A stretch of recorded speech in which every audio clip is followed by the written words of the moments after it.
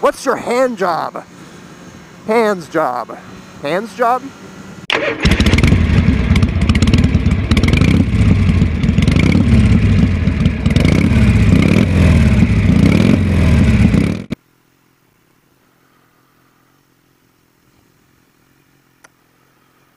Can't get these damn mirrors right to save my life. I'm dicking around with these mirrors for every time I've gone out and I still can't get it right. That was one thing that was a little better about the F800 is the mirrors were a little easier to, not a little easier, they were better. So, good morning everybody. On this cloudy, overcast day, which is actually very welcome here in Southern California. It's been so friggin' hot for so long. This drought is for real. I know people where it's snowing right now, you probably want to punch me in the face, but we need rain, so it's good to see at least cooler weather and cloud cover. Live weather, brought to you by CN Cycle. So, I am on my way to a hospital for a very, very different reason this time than last time, fortunately for me. Quick shift!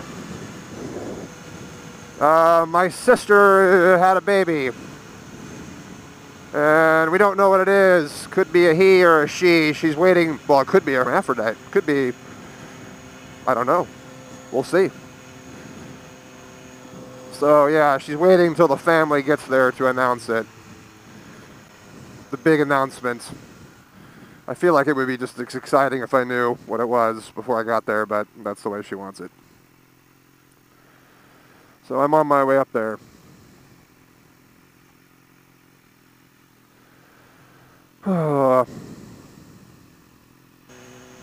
So S1000R, I've gotten to ride it a few times now. I'm getting pretty comfy on it, pretty confident.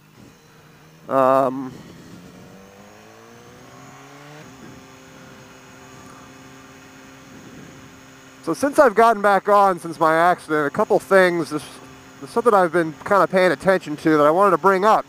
I've done some internet research and I haven't found much information on it. I can't find any videos or what the correct way is, and that is hand positioning on your bars. Oh, blinkers on, what a nerd.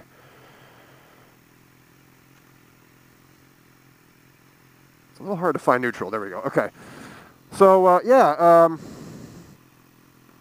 I've heard all kinds of things and seen all kinds of things, but I don't know what the right way is. I suppose in the end of the day, it's a personal preference, but I want to get some feedback from those watching where you put your hands on, how you place your hands on the bars. And what I mean is covering brakes versus not covering brakes, covering the clutch versus not covering the clutch, when to do that, when not to do that. In the MSF course, if memory serves, they pretty much teach you that you should keep the clutch covered all the time. And I suppose that's partially good because you're looser on the bars, which is what you're supposed to do, right? You're supposed to have more weight on the balls of your feet and then you're on your ass. And you're not really supposed to use the bars as a weight-bearing tool. It's only supposed to be a steering tool. So from that class, I've tended to kept that. I kind of keep the clutch covered most of the time. But then I've read people like say, no, you don't cover anything ever, and all that. So, and then brake-wise, I don't know. Like right now, I'm keeping two fingers on. I've gotten pretty good at being able to accelerate and cover the brake at the same time.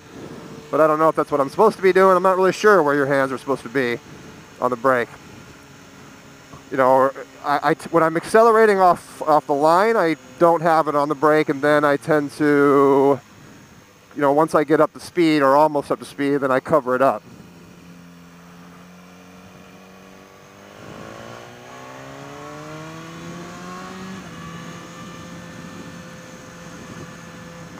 So anyway, I'd like to get your opinion on what all you folks think out there. What's the right way? Where are you supposed to have your hands? What's your hand job? Hands job. Hands job? I don't know. And now for some boring freeway riding.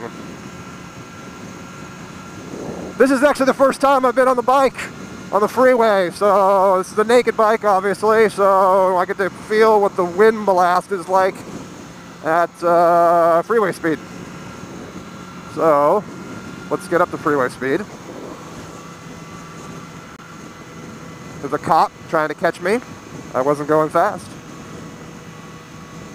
So I'm doing 70 right now. And it's really not that bad. I mean, I can feel it on me, but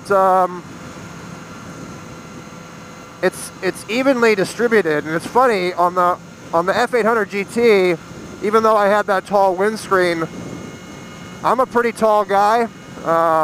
So that windscreen, even though it was a pretty good size, I would still get some head blast at freeway speeds. So, you know, some head buffeting. Whereas now, I mean, I can feel it all the way. I can, you know, my stomach all the way up to my head. I can feel it, but it's not like it's evenly distributed, so it's not that bad. Let's go a little faster, shall we? All right, there's 80. So, you know, I could kind of tuck that a little bit, but yeah, it's there. There's, I'm feeling some wind. Yeah, I don't know if I would want to be like this at this speed for hours on end. I would probably need some sort of, ooh, that was harsh. Some sort of, windscreen. And they sell an aftermarket, or BMW sells actually an OEM. They call it a sports screen for this bike. I'll probably get it. Oh yeah, yeah, there's some wind blast. Uh-oh. I sort of knew that coming into buying this bike, so it's not a big surprise.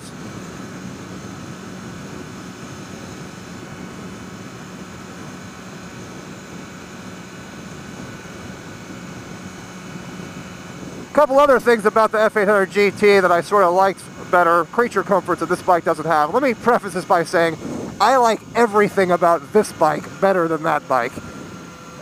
But there are a couple things. One of them, this doesn't have a temperature gauge, an outside temperature gauge, which is, I know, is kind of lame, and it sort of is what it is. What difference is it? It's however you feel, right?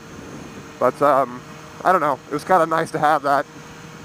And the other one, which I kind of do wish this one had, which I hope BMW looks at maybe adding on, is the tire pressure gauge. That was kind of nice having that there. And I actually one time had a leak in my tire, and I was about to get on the freeway on the F800, and the light, the